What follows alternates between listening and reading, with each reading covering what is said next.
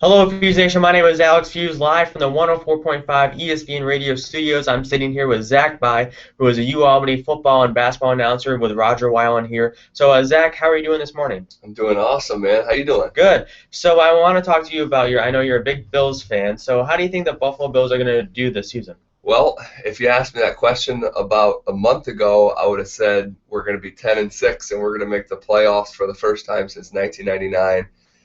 Buffalo has the longest playoff drought in the NFL, and I think professional sports actually at this point.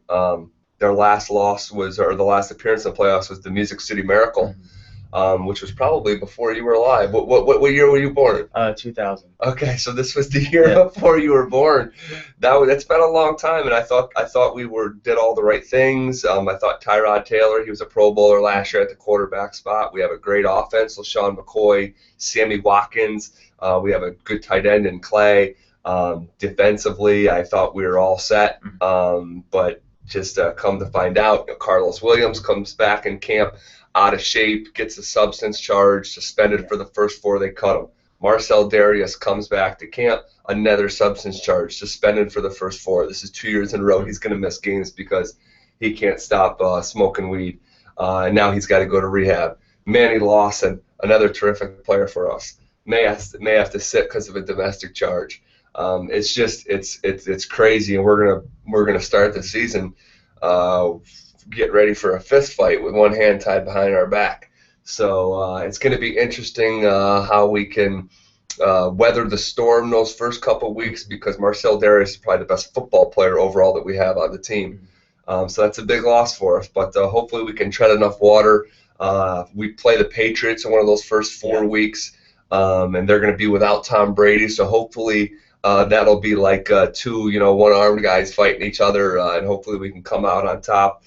We got the Jets in the first 4 weeks. Buffalo's had New York's number. The Jets haven't beaten the Bills since 2013, which is an incredible stat in itself with how much parity there is in football, let alone one division.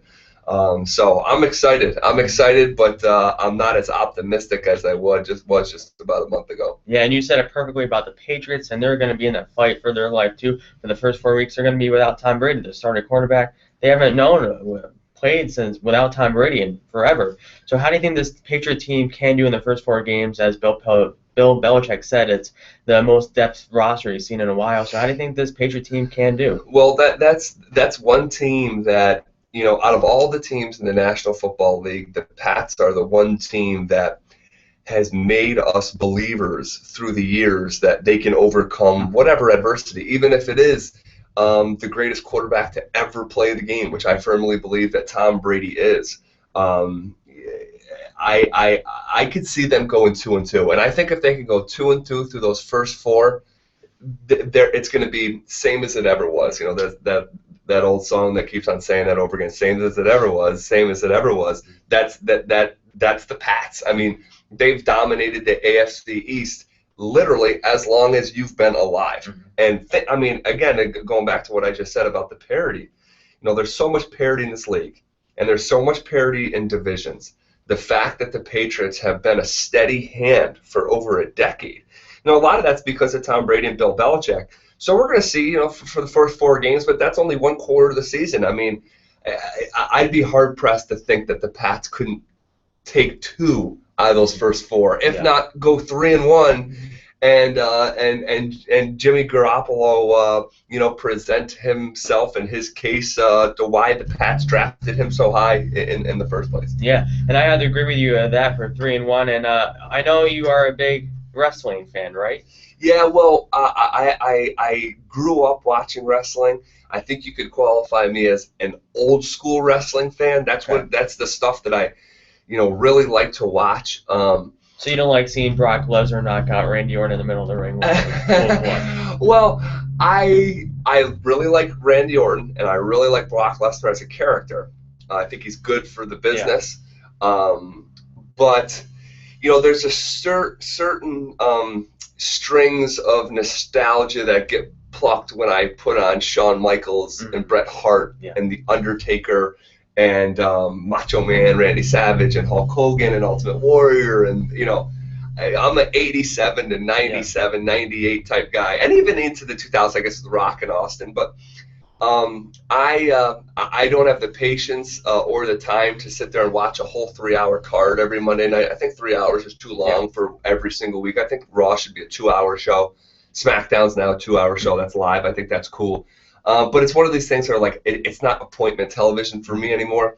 What is appointment television for me is SummerSlam, Survivor Series, Royal Rumble, WrestleMania. Yeah. You know, those four I make sure that you know, those four, the four big guys are almost like a season finale in wrestling, right? So I always make sure I watch the season finale, and wrestling's got a great way of tying back the past with the present, because they know there's fans out there like me. And I appreciate the young guys. Kevin Owens, I'm a big fan of. Who's the real big guy, the 7-footer, soft? Big Cass. Yeah, and Big you Cass. can't teach that. And you can't teach that. I like Big Cass. Yeah. There's some guys that I like, but you can't. At this age, it's more of an appreciation as opposed to, you know, falling in love with the old characters like I did when I was younger, because you can't replicate that enthusiasm when, you know, you're 8, 9, 10, 11, 12, you know? Yeah, and I had to agree. And when I started watching wrestling, I was 10 years old, and I fell in love with Edge and Edge. Cena, I loved Edge. Oh, yeah, and Mysterio. You know, I was a big Cena fan. Undertaker was still around on SmackDown, and you know, once Edge retired, I was actually at his retirement here in Albany, and Edge was my guy. You know, he was my guy. He won his first world title here in Albany at New Year's Revolution. I was there for that. Yeah, that was the first ever cashed in Money in the Bank. Yeah. And I was there for that as well. So I guess I have to reconstruct my statement, because I guess I did like it longer than I said. Edge was great. The charisma, the in-ring. Oh, he was fantastic. He just had his own, like, just amazing ring performance every night. And I think his tag team partner Christian lacked that.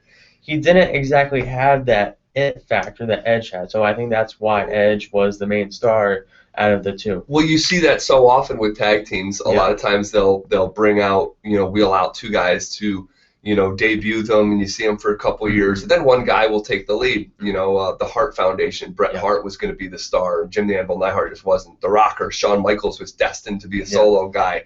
You know, and Edge along those same lines. Like, the charisma in the in-ring is too good not to push up higher on the card, and the tag division was never going to be the highest on the card. Too bad Edge had, you know, career got to, you know, be cut short. Because he's an all-time great even with the abbreviated career. Yeah, definitely. So we'll switch gears now and talk some Albany sports. I know you're announced for the football and basketball team there with Roger. So what's it like being there every game? It's great. It's you know, to be honest, it's you know, it may sound corny to some, but it's a dream come true. I mean, to be able to get a paycheck, you know, to, you know, watch a game and just relay the information. I was a basketball player growing up myself, and I used to just be obsessed. Every breathing moment was, how do I get better as a player? How do I get bigger, faster, stronger? How do I refine my shot? Can I fine-tune my handle? And all that energy is almost like taking the plug out of one socket and then plugging it right into another. You know, although I still love basketball and always going to love to play the game, but, you know, this is what makes me tick now, you know. And, you know, as a kid, you know, you dream of being a pro athlete, and you say, wow, you know, if I could get a paycheck to, you know, play a sport, that'd be the greatest thing in the world. And it is. But the next greatest thing in my book, if that can't work, is to talk about sports for a living and have someone cut you a check for it. Here's money. Yeah. Here's money to pay your rent. You can eat, pay your cable. The lights are on because you were on the air talking about sports. It's incredible, you know. And to be working with a Division I university, no less. I mean, people don't understand. There's only 365 Division I schools in the country. 365. I know 365 people that I've talked to in the last year. So it's a blessed position, and I'm thankful for it, and going into my 6th year now, and then to couple that with doing the on-air stuff for ESPN Radio, that's always been my dream. For the last decade and a half is to be able to talk on open mic radio and cover a sports team. And a lot of hard work's paid off, and it's awesome, man. Yeah. So how do you think this U Albany football team can or is going to do this year? Well, it's tough sledding, man, Alex. I mean that league that they're in, the CAA, that is, listen, it's not Ohio State and Notre Dame, but it's not Cortland and Oneonta, no disrespect. I mean that's who Albany was playing just 20 years ago, and then they jump up to Division I and they're in the NEC. So you're playing teams like Central Connecticut and St. Francis and stuff like that. Now in this new conference, you're playing James Madison in front of 25,000 people. You're playing Villanova. You're playing Delaware. I mean every Saturday there's a kid on the field that will play on Sundays. I mean, I went through the entire league last year, 25 active NFL players from that league alone. Wow. That's a lot. And Albany's still adjusting to that level. They don't have the pedigree of some of these schools. I said Delaware. Delaware's produced a Super Bowl MVP in Joe Flacco, a regular season MVP in the National Football League in Rich Gannon. Villanova's, you look at, Howie Long. That's where he went to school. I mean, these are good football schools.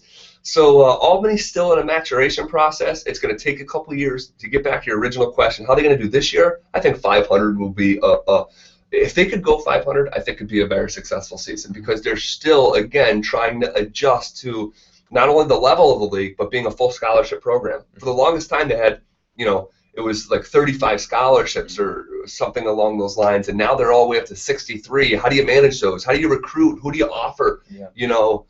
So they're still figuring it out with the new coaching staff. But Greg Cattuso, who's got a lot of experience, he's got it going in the right direction. So I think 500 would be a reasonable explanation. I think if we have this conversation another 2 or 3 years, could be entirely different.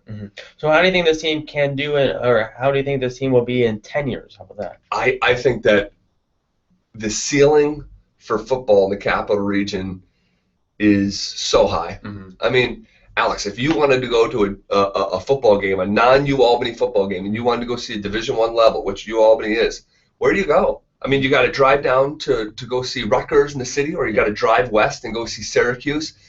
People love football in the Northeast, man, and I know that when Albany's football season starts to really win games that matter, where you're knocking off a Delaware, you're knocking off a Richmond, people are going to get excited. Yeah. And people love going to watch football Saturday afternoon. In the fall, you can tailgate, you can drink alcohol at the games now. Those are all game changers, and I think in another 10 years, it will sound hyperbolic right now.